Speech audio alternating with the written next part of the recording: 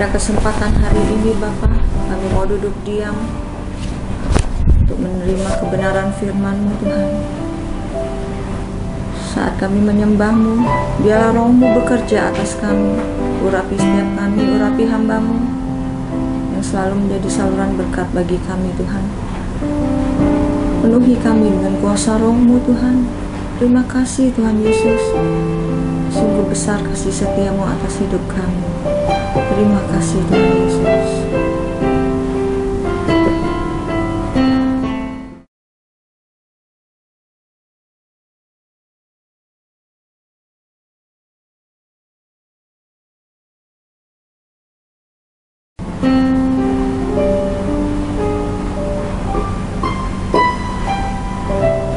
Saat ku menyembah-Mu, Roh-Mu bekerja. Saat ku memuji-Mu, Kau bertata di atas pujian.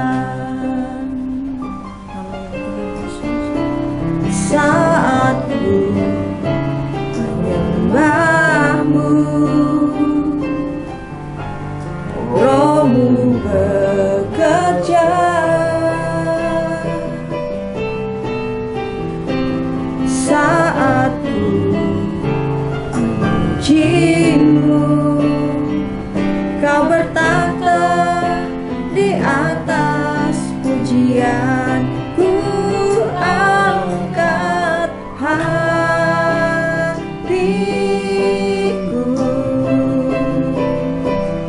ku pandang kekudusan-Mu.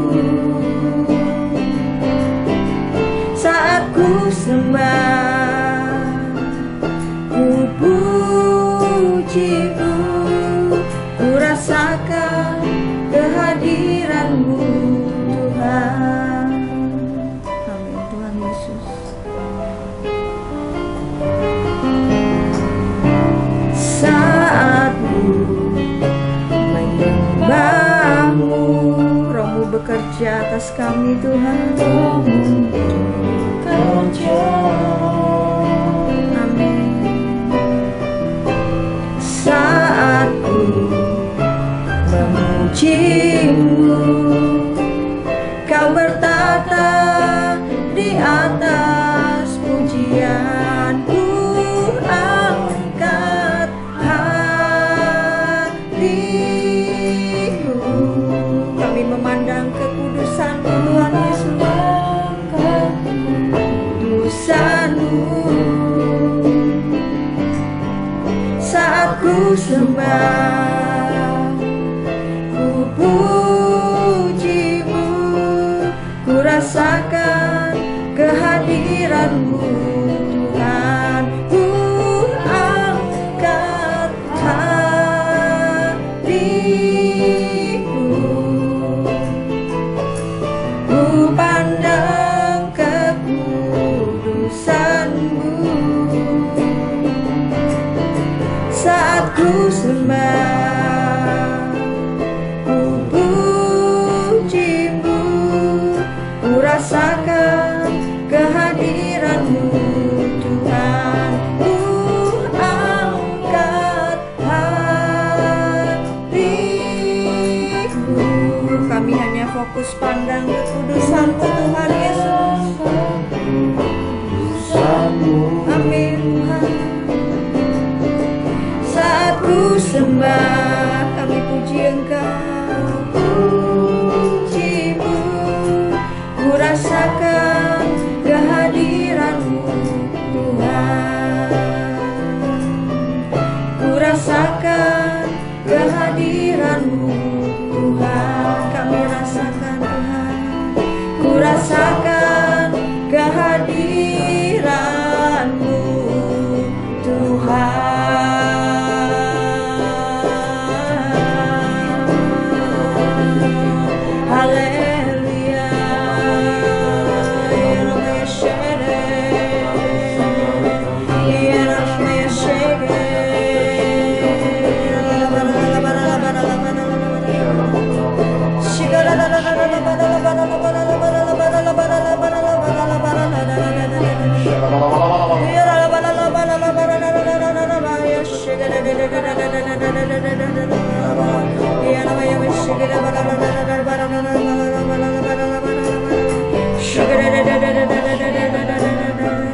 Terima kasih Yesus, kami sembah Engkau Yesus.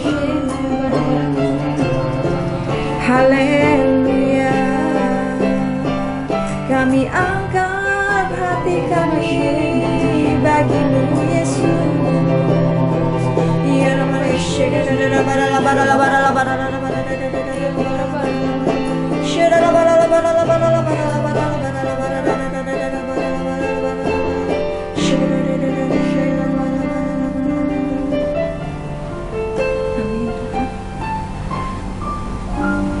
Ku angkat hatiku,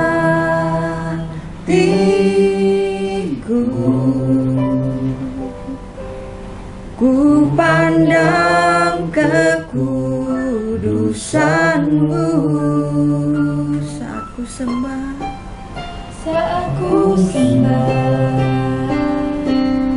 ku puji-Mu, ku rasakan kehadiran-Mu Tuhan. Ku angkat hatiku, amin Tuhan Yesus, ku pandang kekudusan-Mu saat ku sembah, kami puji puji-Mu, ku rasakan kehadiran-Mu Tuhan, ku rasakan kehadiran-Mu Tuhan, kami rasakan Tuhan, ku rasakan kehadiran-Mu Tuhan. Dan penuhi kami dengan kasih-Mu. Betapa kami rindu akan mendengarkan akan isi hati-Mu. Di tengah kelelahan hidup kami, di tengah segala keadaan hidup kami mau mencari wajah Tuhan dan menemukan kekuatan. Mohonkan belas kasih Tuhan dan pertolongan Tuhan. Dan kami percaya semua tersedia di dalam kebenaran firman-Mu. Anugerahkan kasih-Mu yang luar biasa itu memenuhi setiap kami. Dan curahkan roh hikmat, roh pengertian, roh pengenalan yang benar akan Engkau di tengah-tengah kami. Berkati kami semua dan beri roh yang kudus yang memenuhi setiap kami dengan pemahaman dan pengenalan yang benar dari Engkau Tuhan. Anugerahkan kasih-Mu. Di dalam nama Tuhan Yesus kami telah berdoa dan mengucap syukur. Mari semua kita yang cinta Tuhan sama-sama katakan amin. Shalom. Bapak Ibu yang terkasih di dalam Tuhan, di perjalanan saat saya jalan pagi, Roh Kudus berbicara kepada saya suatu pernyataan-pernyataan yang mulai saya pahami sedikit demi sedikit.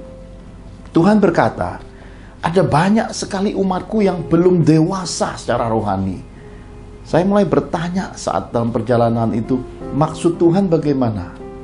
Lalu Roh menguraikan dan berkata, ada banyak anak-anakku muda sekali tersinggung. Ada banyak umatku, kata Tuhan, muda sekali tersandung. Oleh karena apa? Oleh karena kurangnya pengetahuan. Dan ketika pengetahuan berkurang, dan ketika pengetahuan tidak sempurna, gampang sekali terombang-ambing dengan berbagai penafsiran, pemikiran-pemikiran yang sempit, dan kemudian mulai mencari banyak sekali alasan untuk menyalahkan keadaan, untuk menyalahkan orang lain, untuk menyalahkan sesama, menyalahkan saudara seiman, menyalahkan hamba-hamba Tuhan. Roh terus menguraikan pemahaman-pemahaman ini. Lalu Tuhan juga berkata, bila seseorang tidak memahami keberadaan dirinya, maka dia belum dewasa. Apa tandanya seseorang belum memahami keberadaan dirinya? Dan sebagai tanda belum dewasa, ketidakpedulian. Ketidakpedulian merupakan tanda ketidakdewasaan. Kenapa? Karena ketidakpedulian itu membuat seseorang gampang sekali tersinggung, gampang sekali tersandung.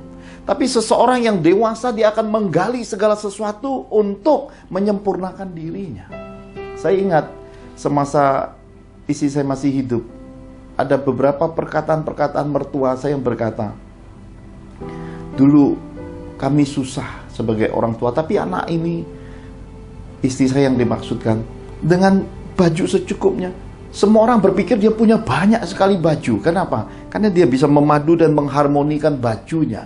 Dan keahlian ini menandakan seseorang bisa menerima keadaan susah. Seseorang yang bisa menyempurnakan dirinya dari apa yang terbatas. Dan dirinya jadi berkat. Dia tidak tersandung dengan kelebihan orang lain, dengan kepunyaan orang lain, tapi dia menjadikan dirinya berkat. Dan ketika suatu masa saya sempat makan di beberapa tempat yang menjadi kesukaan istri saya, lalu dia berkata, ini bekas muridku dulu, aku ajar les di sini. Jadi masa-masa mudanya dipakai untuk kreativitas dan tidak merepotkan orang tua.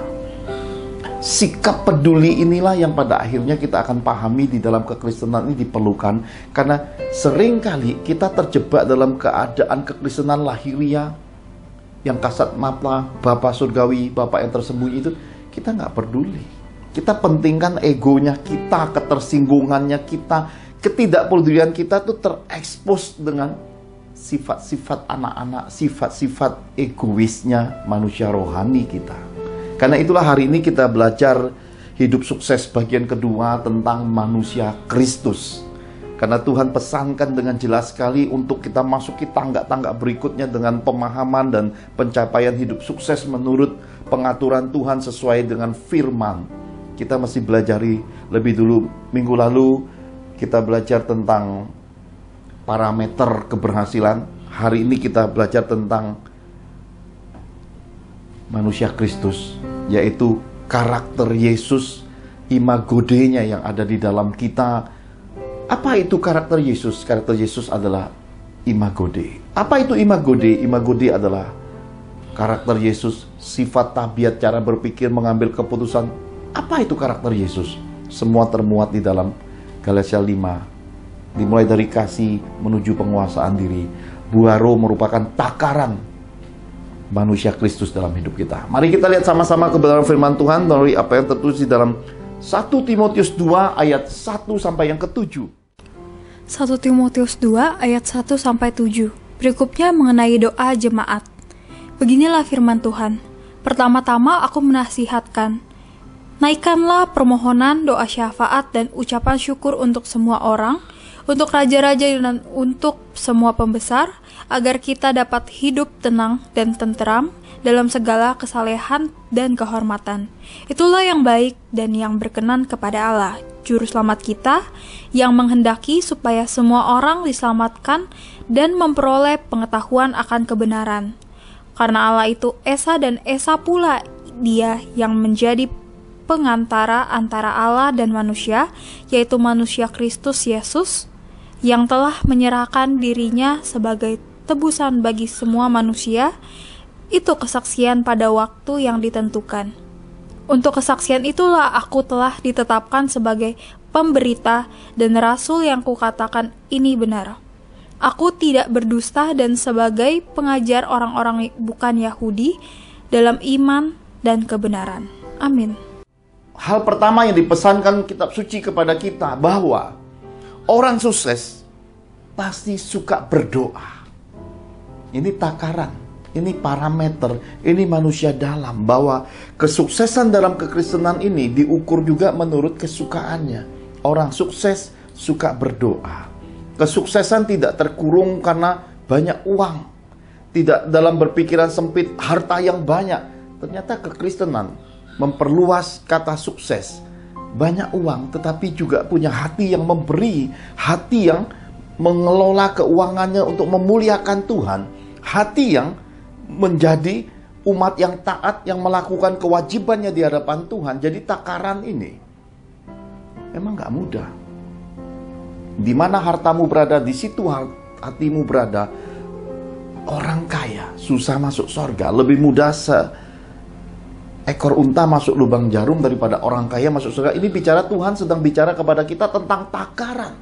Suatu patennya kesuksesan menurut kitab suci Dan kemudian diperlengkapi lagi bahwa orang sukses suka berdoa. Artinya, jangan sampai kita punya uang, kita punya materi, kita punya kelimpahan, kemudian kita nggak pernah punya hubungan pribadi dengan Tuhan.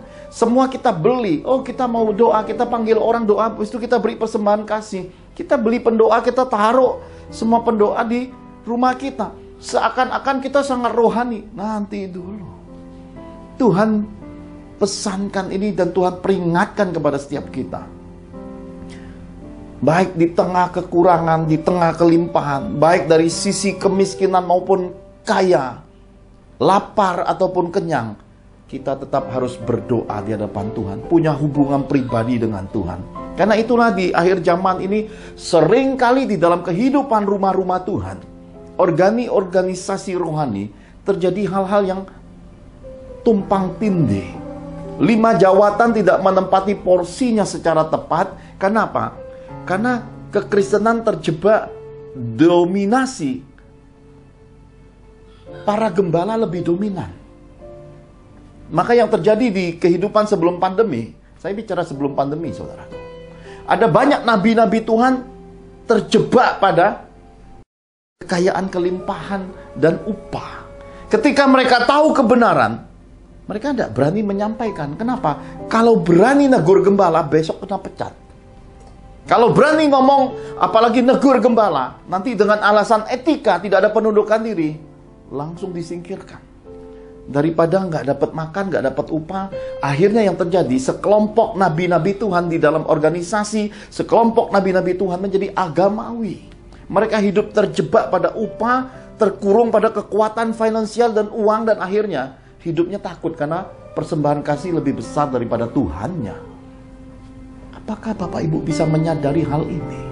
Maka yang terjadi di dalam rumah Tuhan bukan lagi ucapan syukur, saling melengkapi 5 jawatan ditempatkan secara tepat. Yang terjadi adalah orang ngomel-ngomel, ngedumel, sungut-sungut di belakang. Oleh karena apa? Oleh karena kekeliruan penempatan 5 jawatan. Dan sebelum masa pandemi, para gembala demikian dominannya menguasai nabi-nabi Tuhan. Kenapa? Karena semua perkataan akhirnya diluruskan menuju kebutuhan. Dan semuanya diatur, bahkan kesaksian juga. Semuanya digiring untuk meninggikan para gembala. Ini, saya khawatir nanti semua kemarahan dan kemurkaan Tuhan yang tertulis di dalam Nabi Yeremia diperdengarkan lagi di edisi akhir zaman ini. Kenapa? Banyak para gembala jahat di hadapan Tuhan. Bapak Ibu yang terkasih di dalam Tuhan, setelah Roh menguraikan kepada saya menangkap suatu pemahaman. Inilah mengapa Tuhan pesankan lewat nubuatan Nabi Hosea, umatku binasa karena tidak mengenal Tuhan. Kurangnya pengetahuan menimbulkan kurangnya kesadaran. Dan ketika orang tidak tahu, tidak sadar, mereka mudah memperhamba dirinya di luar Tuhan. Memperhamba dirinya kepada uang dan takarannya, semuanya isinya. Sukses itu diukur menurut uang. Sukses itu diukur menurut pujian manusia, yaitu popularitas. Akhirnya ada banyak hamba-hamba Allah terjebak pada glamoritas. Dan umat Tuhan, karena tidak punya kesadaran dan tidak punya pengetahuan benar, terseret rantai-rantai kepahitan yang dipesankan Tuhan lewat buku The Invisible. Ini menyeret sekelompok anak-anak Tuhan masuk dapur api, masuk api yang kekal, masuk neraka. Kenapa? Karena semua penyesatan ini bergerombol-gerombol, Bapak Ibu. Karena itulah Tuhan mencari kekasih hatinya yang dewasa, yang sadar, yang tahu hatinya, yang mau hidup menyenangkan hatinya. Tuhan ingin kita mencapai semua itu, Bapak Ibu. Roh terus berbisik kepada saya tentang suatu pemahaman. Mengapa seringkali di dalam satu rumah, suami istri yang dulu memulai percintaan, hubungan kasih mesra, begitu satu rumah, satu tempat tidur, berantem terus. Mengapa di dalam satu perusahaan, suami istri tidak bisa jadi pemimpin sama-sama? Bapak Ibu, kalau kita masuki dunia-dunia secara motivator, dunia-dunia secara pemahaman akademis, psikologi, kita akan menemukan penggolongan-penggolongan. Ada banyak sekali pemetaan di sana. Tetapi Roh membisiki saya, kuncinya di situ. Pengetahuan, kepedulian, kesadaran, dan kedewasaan sebenarnya sudah cukup untuk mengatur semua. Contoh sederhana begini. Seorang istri atau seorang suami ketika bertanya, semua ini harus ada tanda jawab di dalam hidup. Tidak mungkin tidak ada pertanyaan. Semua pertanyaan dalam hidup itu, kata Roh, harus ada faedahnya. Jadi kalau kita mau bertanya, mesti ada tujuannya. Jadi kalau Bapak Ibu bertanya hanya untuk sifat iseng, itu akan kembali kepadamu hal yang gak enak. Kenapa? Ataupun dapat jawaban, itu hanya buang waktu dan nothing. Wasting time. Jadi Bapak Ibu, kalau kita mau bertanya sesuatu, pertanyaan itu harus mengandung faedah. Dan kalau kita bertanya, kata Roh, pertanyaan itu haruslah sebuah pertanyaan yang meminta jawaban informasi. Dan pertanyaan itu tidak boleh memaksa. Dan pertanyaan itu tidak boleh memancing keributan. Kenapa? Karena di dalam segala situasi hal ini saling berkait, dan inilah memicu di dalam satu rumah terjadi hal tidak menyenangkan, perpecahan, pertengkaran, berakhir dengan perceraian. Ini mulai dari hal-hal kecil seperti ini. Sederhana aja, seorang suami pulang kerja capek-capek. Ini suami-suami ya, dengar baik-baik. Pulang sampai rumah, istri bukannya melayani, langsung tanya, udah makan belum Pak? Dalam keadaan stres pulang dari kantor, tertekan, ada banyak hal yang gak menyenangkan, ditanya begitu. Jawabannya ya sederhana. Kadang suami, nanti aja. Ini gak tahu nih sudah makan atau belum, nanti aja. Nanti aja nih. Pergi, masuk kamar mandi, mandi. Turun begitu buka tudung saji. Pertanyaan si istri, udah makan belum? Dan begitu dibuka di meja makan, gak ada makanan. Lalu suami dengan kesabaran berkata, aku lapar. Dan si istri dengan ogah-ogahan menjawab, ya pesan aja lah. Nah ini saudara, hal-hal yang dingin, karena kasih di akhir zaman akan menjadi dingin. Ini yang memicu keretakan rumah tangga. Kenapa? Ketidakpedulian. Karena pertanyaan-pertanyaannya tidak berfaedah, tidak disertai dengan roh melayani. Ini pemahaman ini kita mesti sama-sama punya, karena inilah yang menjadi penghancur kehidupan berkeluarga di akhir zaman. Jadi kita juga sama. Tuhan pesankan sangat jelas sekali, sebagaimana roh mengajarkan kepada saya bisa mengerti seorang papa di rumah ini.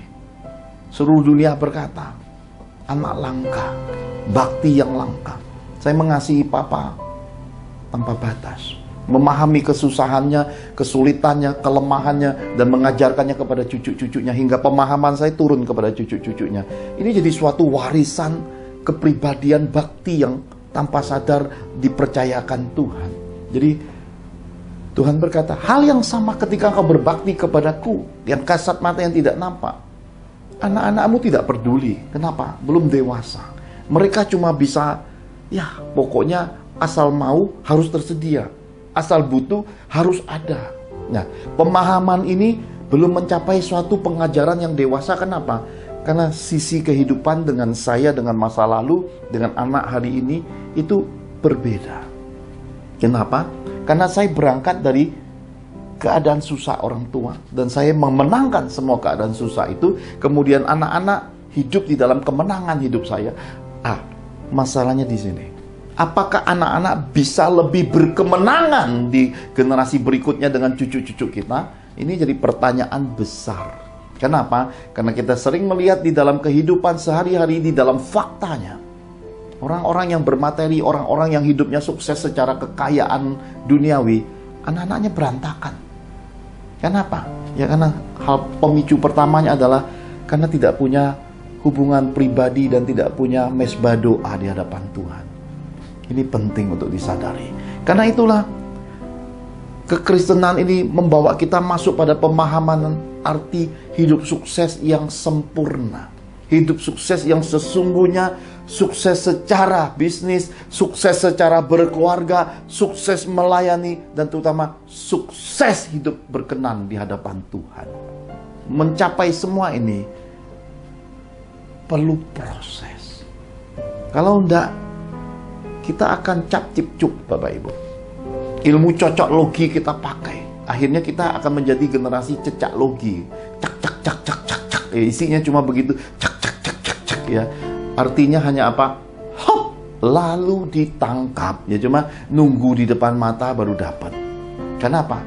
Karena tidak lagi mau berjerih payah mengutip firman hanya untuk membenarkan diri. Kemudian semua dialasani dengan firman. Semuanya dikutip firman. Hidup menyandung orang lain pun kita anggap benar. Dan kita menganggap semua orang berdosa. Semua orang salah, menganggap diri yang punya sorga, menganggap diri paling benar. Akhirnya yang terjadi adalah sesat logi. Diri sendiri tersesat, tapi menganggap semua orang tersesat. Ini hal yang sebenarnya tidak boleh ada di dalam kekristenan ini. Di akhir zaman Tuhan pesankan sekali. Makanya kitab Wahyu mengurung kita dengan pesan-pesan tentang Nikolaus, tentang Biliam, dan saya sempat uraikan di buku The Invisible tentang hal-hal yang dibenci Tuhan. Keadaan-keadaan inilah yang mesti kita sadari bahwa seperti apapun keberhasilan hidup kita, kita tidak boleh kehilangan mesbah doa di hadapan Tuhan. Mari kita lihat tentang doa ini sendiri, Bapak Ibu, di dalam Markus 11 ayat 23-26. Markus 11 ayat 23-26. Demikian firman Tuhan. Aku berkata kepadamu, sesungguhnya barang siapa berkata kepada gunung ini, beranjaklah dan tercampaklah ke dalam laut, asal tidak bimbang hatinya, tetapi percaya bahwa apa yang dikatakan itu akan terjadi, maka hal itu akan terjadi baginya. Karena itu aku berkata kepadamu, apa saja yang kamu minta dan doakan, percayalah bahwa kamu telah menerimanya, maka hal itu akan diberikan kepadamu.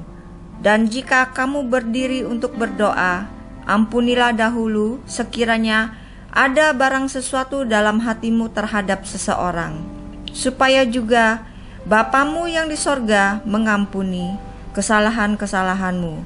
Tetapi jika kamu tidak mengampuni, maka Bapamu yang di sorga juga tidak akan mengampuni kesalahan-kesalahanmu. Amin. Amin. Tentang doa diuraikan oleh Tuhan Yesus lewat Markus 11 ayat 23-26 ini, bahwa ada gunung-gunung dalam kehidupan dan kita harus berkata kepada gunung itu dengan kuasa Tuhan. Jadi doa itu mengandung kuasa. Dan Roh Kudus sendiri adalah kuasa dan tenaga. Bapak Ibu yang terkasih di dalam Tuhan, bicara tentang tenaga, terkadang kita sulit memahami. Kadang kita menguraikan kata tenaga itu seperti apa. Cara sederhananya begini. Semua orang mengeluarkan kata-kata. Shalom. Haleluya. Tetapi di dalam kandungan kata itu ada tenaga, ada sesuatu di baliknya. Cara melihatnya gampang. Kalau kita secara manusia sulit mengukur, terkadang kita perlu media-media handphone, laptop. Kenapa? Karena di dalam Google terkadang ada bahasa penterjemah dari kata-kata menuju teks. Kadang-kadang tingkatan volumenya sama, tetapi kadang-kadang satu bisa dibaca oleh komputer, yang lain nggak bisa dibaca. Kenapa? Karena kandungan tenaga dalam kata-kata itu sendiri. Kok Pak Johan tahu? Saya tahu. Kenapa? Karena hasil wawancara saya di kelas S3 doktoral ini, salah satunya kita pakai aplikasi untuk membaca suara wawancara itu menjadi teks. Terkadang sudah wawancara selesai, sudah jerih payah, ya hasilnya nggak maksimal. Kenapa? Waduh, nggak kebaca. Kenapa? Karena kandungan kata-katanya tidak bertenaga. Inilah yang semasa saya hidup, istri suka berkata, "Pak, jangan sembarang ngomong. Pak, ngomong yang ada wibawa Allahnya." Saya ingat masa-masa hidup istri saya ketika saya diperlengkapi. Seorang istri yang ada di sisi selalu mengingatkan selalu memotivasi, selalu memberikan pemahaman-pemahaman yang gak boleh lo ngomong hambar. Kamu tuh pemimpin, kamu tuh di perusahaan tuh dianggap sebagai bos. Jadi kata-kata terus ada wibawanya. Itu adalah tenaga. Bapak Ibu yang terkasih di dalam Tuhan, ketika kita memahami bahwa semua gunung-gunung itu perlu kuasa dan tenaga dari Tuhan untuk kita yang menghardiknya. Beberapa bagian memang Tuhan pakai hamba-hamba Allah, Tuhan pakai penolong, tapi sebagian besar harus muncul dari diri kita untuk menghardik gunung-gunung itu, untuk tercampak ke laut.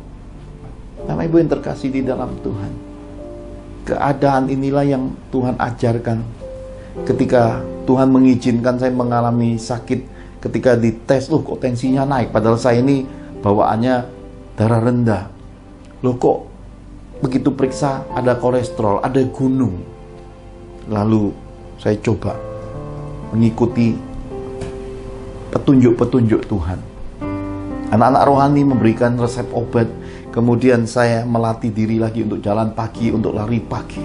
Bapak Ibu yang terkasih di dalam Tuhan, firman yang saya bagikan ini adalah merupakan bagian dari perjalanan pagi itu. Kenapa? Karena ada suatu keadaan yang luar biasa. Tensi saya yang 150/100 lebih itu. Dan semalam ketika kami tes, ternyata tensi saya lebih normal dibanding Ricci sama Bu Angel. Yang membuat Bu Angel dengan Ricci terperangah. Kok bisa? Tidak ada yang mustahil bagi Tuhan Yesus. Kenapa? Karena ketika kita berkata, teranjaklah gunung-gunung itu ke laut, terjadi Bapak Ibu. Karena itulah dipesankan, selain kita harus berkata-kata dalam kuasa, Tuhan juga pesankan supaya kita kalau kita berdoa, kita percaya, kita menerima. Seringkali kita ini susah untuk menahan diri. Karena itulah buaro itu, penguasaan diri.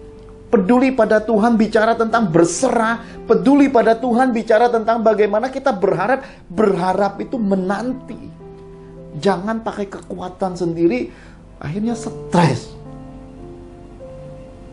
KDSS, kolesterol, darah tinggi, diabetes, gula darah, kegulaan, stres, akhirnya stroke.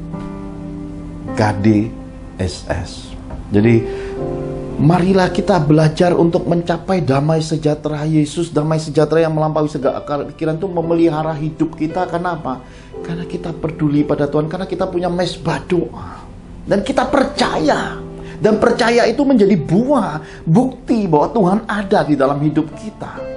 Dan di bagian yang terakhir dikatakan, ketika kamu mau berdoa, kamu ingat sesuatu, Tuhan ingatkan kamu pergi berdamai. Ngampuni dosa-dosa orang-orang sekitarmu, ngampuni musuh-musuhmu, ngampuni semua orang, hingga hatimu benar di hadapan Tuhan.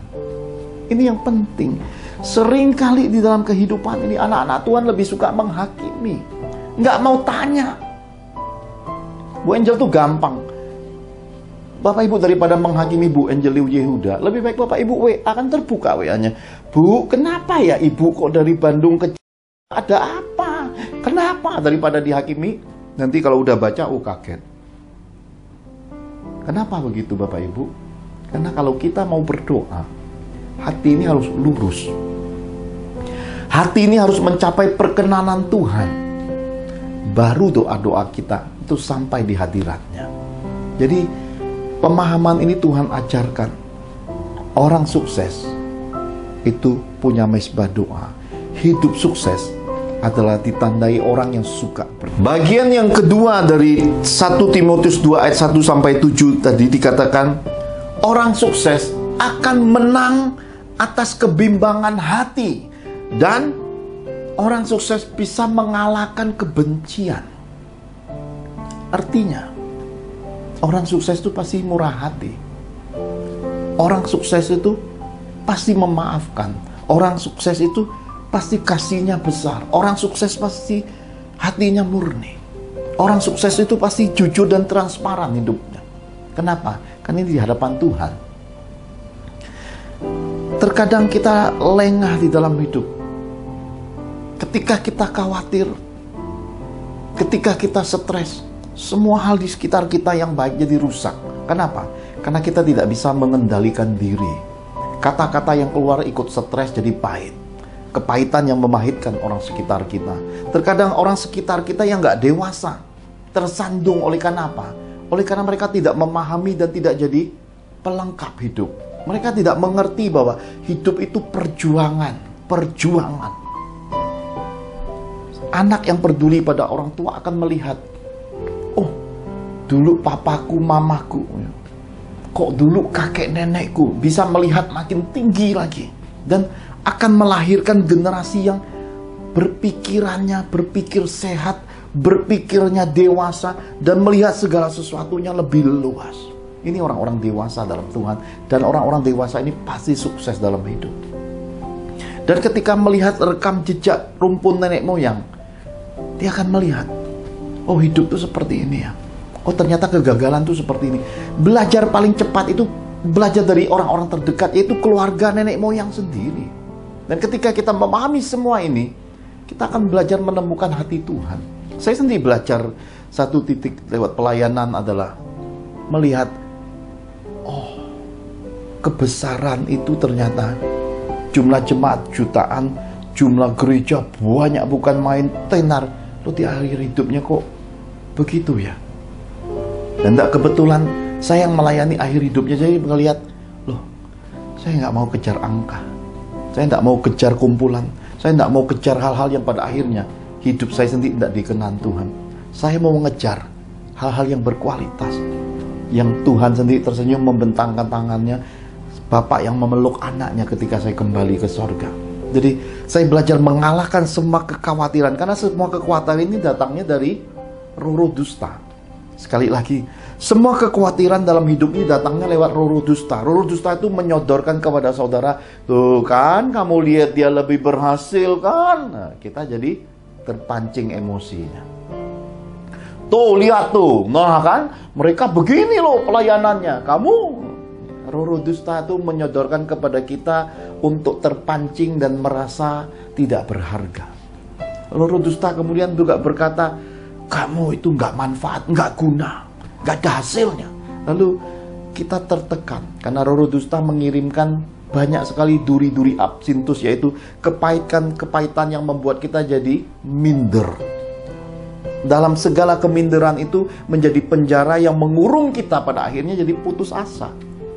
Dan ketika putus asa, sesuatu di dalam diri kita nggak bisa manifestasi. Tuhan yang hebat yang di dalam diri kita itu akhirnya terkurung. Kenapa? Karena kita putus asa. Tuaian besar, semua perbuatan baik kita yang telah kita semai, semua ketaatan kita di dalam Tuhan, itu hancur sekejap. Kenapa? Ya karena keegoisan kita, karena kita putus asa, kita menghakimi semua hal yang baik. Kita tidak bisa memperhitungkan banyaknya kebaikan itu. Kita nggak bisa kelola dengan satu hal yang kita lihat nggak ideal buat kita. Kita langsung mengambil yang nggak ideal itu, yang pahit, yang mengecewakan. Kita hancurkan semua yang baik. Inilah kejatuhan anak-anak Tuhan. Kenapa saya selalu diingatkan Tuhan untuk mengajarkan tahu diri, tahu budi? Karena ini, semua kebaikan, ribuan kebaikan hancur oleh satu hati yang tidak bisa terima perbedaan. Inilah yang menghancurkan anak-anak Tuhan. Kenapa? Jadi jahat, suka menghakimi, dan pola ini satu ini lama-lama akan berkembang jadi 1 juta kejahatan di hadapan Tuhan. Tapi kalau kita punya hati yang mengampuni, kita mengalahkan roh khawatir ini, kita memaklumi perbedaan, kita akan menjadi orang bijaksana, orang yang dewasa. Dan kedewasaan itu akan menggenapi firman, barang siapa punya, dia akan diberi hingga berkelimpahan. Semua berkat kepercayaan Tuhan itu turun-temurun, kekal bagi anak cucu dan generasi garis keturunan kita yang akan datang. Kenapa? Karena ini firman, karena ini janji Tuhan. Bapak Ibu yang terkasih di dalam Tuhan, saya selalu ingatkan anak-anak seperti ini, karena ada beberapa bagian hidup anak-anak saya, Tuhan bilang saya nggak boleh ikut campur. Jadi terkadang saya harus telan ludah, nahan rasa sakit. Kenapa? Karena proses Tuhan kepada anak-anak saya. Tiga-tiganya punya ciri khas rewel, diam, jarang keluar, banyak di kamar. Dan kekayaan di dalam dirinya dia nggak gitu ngertiin. Kenapa? Masih muda, masih kecil. Padahal sudah remaja, bahkan melebihi umur remaja, udah 23 tahun. Kalau dia melihat foto-foto masa kecilnya, dia akan melihat kepangan rambutnya, itu keren. Dan cara berbajunya itu bukan baju orang biasa. Kalau dia dandanin dengan ala Kingdom, Queen of Elizabeth, Lady Di dengan gayanya, dia akan melihat ningratnya. Karena Paretonya, mamanya itu adalah wanita yang darah perawan yang bajunya sampai ke tumit. Orang yang menutupi auratnya. Jadi kalau dia tidak dandan mengikuti itu, aurat Tuhan tidak muncul. Kalau dia pakai rok pendek atau apa, dia akan hilang semua auranya. Jadi ini kekayaan tersimpan. Maka kemarin ketika dia pakai baju gaya Kingdom, saya pandang, wow, saya berkata ini memang anak papa. Kenapa? Sudah dimulai didandani Roh Kudus. Kenapa? Karena semakin kita membuka hati untuk tidak tersinggung, tidak tersandung, makin terima banyak masukan, kita menemukan warna kita makin keluar. Inilah kekayaan, inilah kelimpahan, inilah kesuksesan itu. Maka lihat nih fotonya, saya tunjukin, saudara. Cakep, ya. Ini nanti pasti banyak yang ngajak mantuan, ya, saudara. Tapi saya nggak berani memilih karena ini sudah dipesankan Tuhan. Dia memilih sendiri jodohnya dari Tuhan. Kemudian Richie ini semua warisan masa muda saya yang kurus-kurus, Richie yang pakai. Dipakainya katanya baju koko, padahal itu baju pendeta. Kenapa? Karena Richie sungkan orangnya. Punya sisi yang terkadang nggak mau berbenturan sama orang, milih ngalah. Sisi ini kami amati, makanya saya dengan Bu Angel selalu pesankan, jangan sampai dapat istri dominan nanti. Malah kamu nanti ditunggangi. Jadi dapatlah yang dari Tuhan yang sepadan, yang sama-sama punya dunia akademis dewasa. Jadi saya sudah bimbing Richie ini dari keadaan masih kecil sampai dewasa, sudah driftsnya sampai kemana-mana, sudah memahami nations. Lalu yang bungsu Bapak Ibu sudah tahu, banyak orang sudah lihat jenggot, brewokan, janggut, kumis, tumbuh lebat sepulang Israel dulu. Saya selalu pesankan, nah awas ya, kalau dapat istri harus yang dari Tuhan, jangan sembarang. Kenapa? Cara hidupmu beda, dan dia dengan badan posturnya, dengan brewoknya, dia berbeda sama Pak Johan. Sekali lagi, dia adalah seseorang yang dipilih sebelum dilahirkan. Dia bisa pakai kalung di lehernya dengan salib yang besar dan cocok. Kalau Pak Johan pakai, gak cocok. Kenapa? Lain rumpunnya. Si bungsu ada rumpun timur tengahnya. Kenapa? Karena sudah dikodrati Tuhan sebelum dilahirkan. Jadi ketiga anak ini punya kekayaan masing-masing. Maka saya berkata, bagi saya tidak mudah untuk mendidik mereka, tetapi ada Tuhan yang ikut campur. Jadi saya belajar melepaskan kekhawatiran. Saya sama Bu Angel setiap kali jalan pagi, lagi jalan sekali ngobrol, kami selalu punya dreams. Hari tua nanti punya rumah yang sederhana, yang penting tanahnya luas, ada kebun, ada kolam, ada mungkin kamar-kamar. Kalau anak, mantu, cucu datang ngumpul, atau ada rekan-rekan hamba Tuhan atau keluarga dalam Tuhan datang, itu kebahagiaan. Lalu kemana kami akan pergi? Ya terserah Tuhan, tidak dipikirkan sama sekali. Kenapa? Karena hidup ini harus serahkan pada putusan dan pilihan Tuhan. Jadi hidup sukses itu, kita harus mengalahkan segala kekhawatiran. Hidup sukses itu harus melepaskan semua kebencian untuk menerima damai, sukacita, menerima kebaikan Tuhan, menerima buah-buah yang baik, hari-hari yang baik, dan kehidupan yang jadi berkat. Hidup yang memuliakan Tuhan. Bagian ketiga, kita lihat apa yang tertulis di dalam 1 Korintus 13 ayat 11 sampai yang ke-13. 1 Korintus 13 ayat 11 sampai 13. Beginilah firman Tuhan, ketika aku kanak-kanak, aku berkata-kata seperti kanak-kanak. Aku merasa seperti kanak-kanak, aku berpikir seperti kanak-kanak. Sekarang sesudah aku menjadi dewasa, aku meninggalkan sifat kanak-kanak itu. Karena sekarang kita melihat dalam cermin suatu gambaran yang samar-samar, tetapi nanti kita akan melihat muka dengan muka. Sekarang aku hanya mengenal dengan tidak sempurna, tetapi nanti aku akan mengenal dengan sempurna, seperti aku sendiri dikenal. Demikianlah tinggal ketiga hal ini, yaitu iman, pengharapan, dan kasih. Dan yang paling besar di antaranya ialah kasih. Amin. Amin. Bagian yang ketiga tentang hidup sukses itu hidup sebagai tebusan. Apakah Bapak Ibu menyadari bahwa kita ini adalah hasil penebusan Yesus Kristus di atas kayu salib? Ada banyak orang melupakan bahwa kita ini adalah orang-orang yang ditebus dari dunia ini. Imago Dei-nya, rupa gambar Yesus itu baru bisa berjalan ketika kita sudah mengalami baptisan kematian, ditenggelamkan di dalam baptisan kematian Yesus. Kita dibangkitkan, baru imago Dei itu muncul karena roh para nabi itu dicurahkan, Roh Kudus itu masuk di dalam kita. Dan hidup sebagai orang-orang tebusan Yesus, layak hidup seperti Yesus. Kenapa? Karena rupa gambar Yesus itu karakternya, buah rohnya, kasih hingga penguasaan diri itu harus mendasari kehidupan kita. Ada banyak anak-anak Tuhan kembali ke manusia lama. Mereka tidak mau diperbaharui, tidak mau diproses, mereka lebih nyaman. Oh enggak apa-apa, aku Kristen, KTP ku udah Kristen, aku secara lahir ya ibadah. Nanti dulu.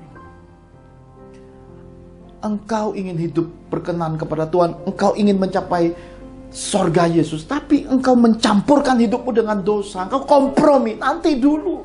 Jangan masuk dunia seperti itu, dunia agamawi. Itulah dunia Saduki dan Farisi yang sudah kita dengar detail penjelasannya dari Tuhan. Tuhan ingin kita hidup sebagai anak-anak terang. Anak-anak yang hidupnya sesuai dengan apa yang digambarkan oleh Tuhan Yesus sebagai yang sulung di antara semua yang sulung. Dia tersulung dalam kekristenan ini. Yesuslah panutan kita. Yesuslah parameter kekristenan hidup kita. Ketika aku kanak-kanak, aku berpikir seperti kanak-kanak.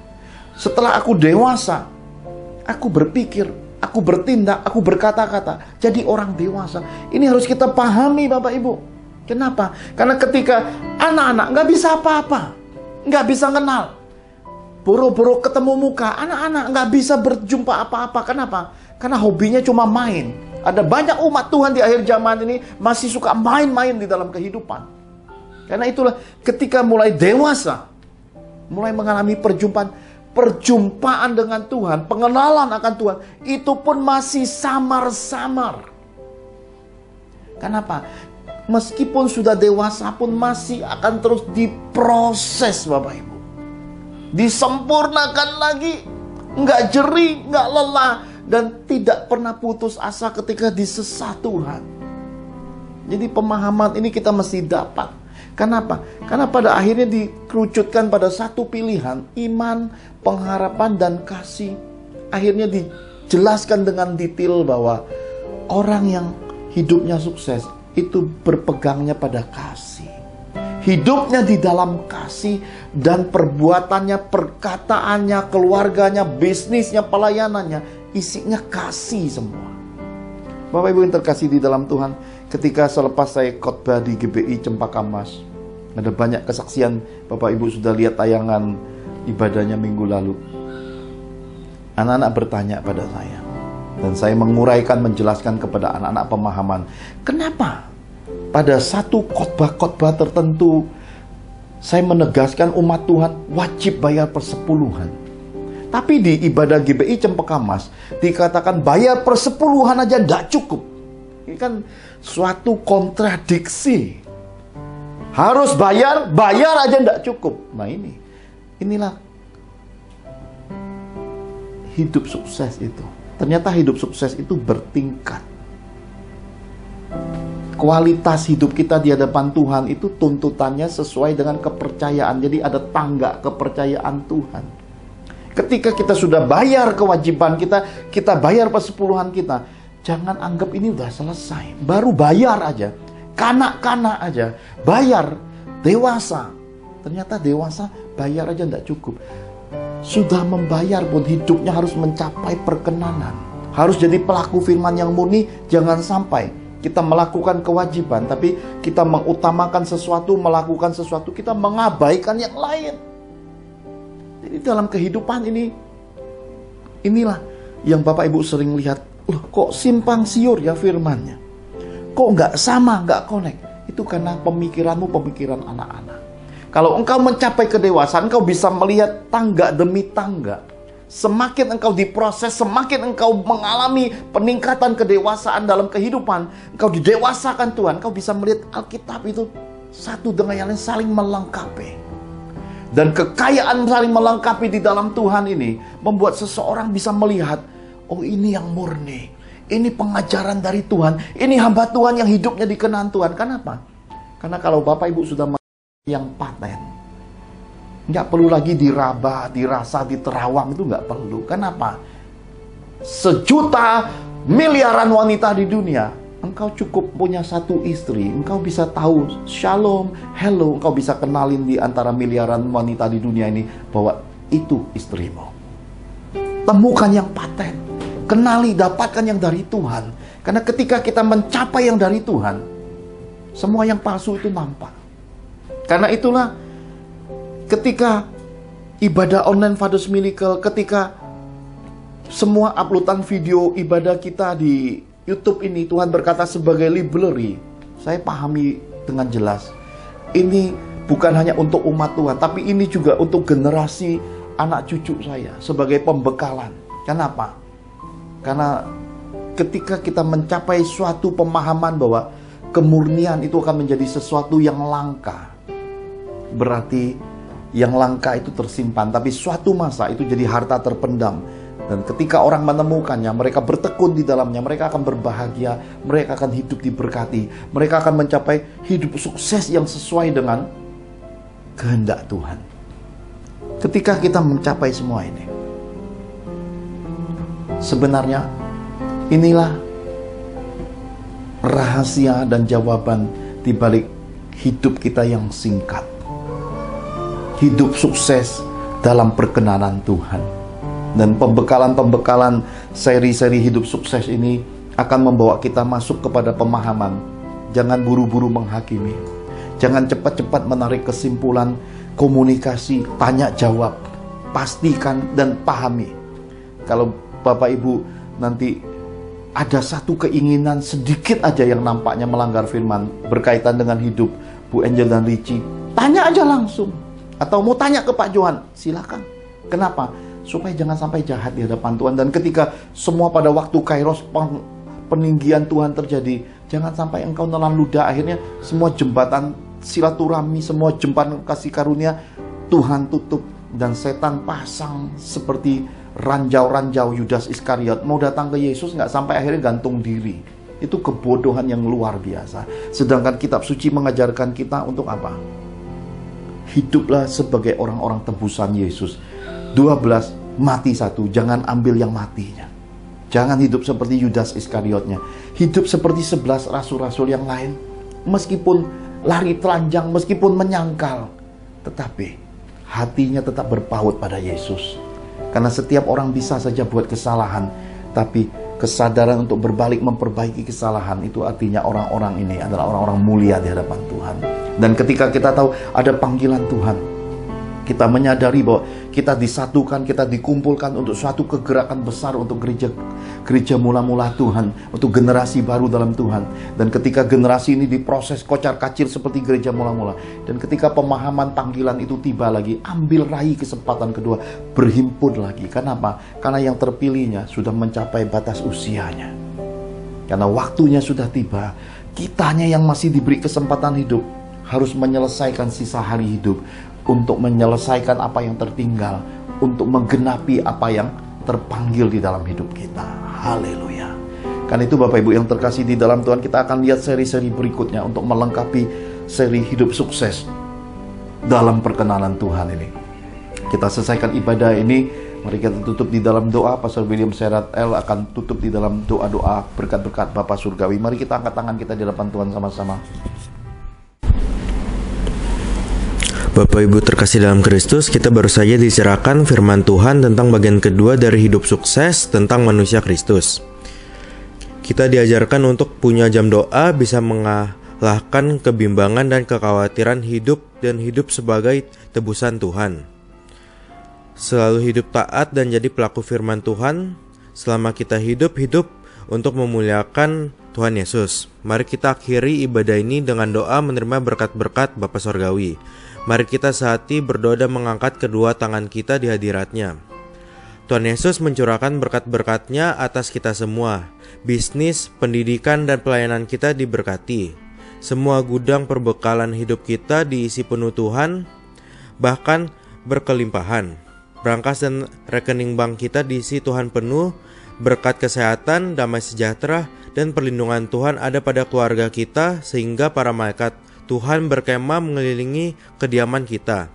Dalam kemuliaan Bapa, Tuhan Yesus, dan Roh Kudus, kita terima berkat-berkat sorgawi ini dalam nama Tuhan Yesus. Sama-sama kita katakan amin. Amin. Tuhan Yesus memberkati.